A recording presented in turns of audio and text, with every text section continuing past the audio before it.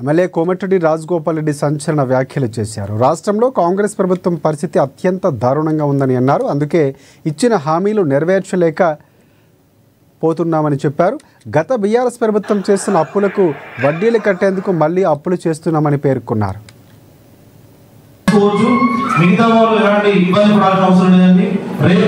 ఒక శాసనసభ్యులుగా చెప్తున్నాం, మీరెవరు కూడా అదే పడద్దు.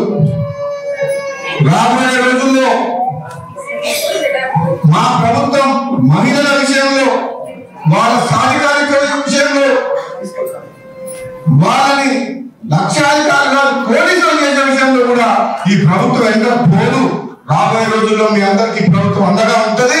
అందుకు నిదర్శనమే ఈ రోజు వెంటనే సూరత్ కి తెచ్చినాయి 100-200 రూపాయల చీరలు సూరత్ కి తెప్పించారు. సూరత్ కి ఎక్కడికని ఇవి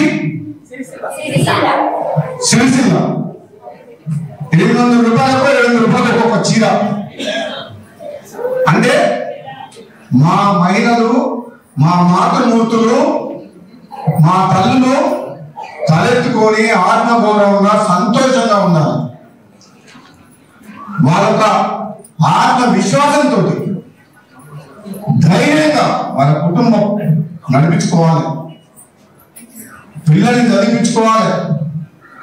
అందుకనే ఎక్కడ మీరు బెడ్షీట్ మన ముందు బంద్ చేయించినావా లేదా? దొంగసారి నమ్ముతున్నారని మీరు కూడా చెప్తారు, నాకు తెలుసు. బంద్ చేయించి ఓపెన్ నమ్ముతారు, అప్పుడు అమ్మే నమ్ముతారు. ఓపెన్గా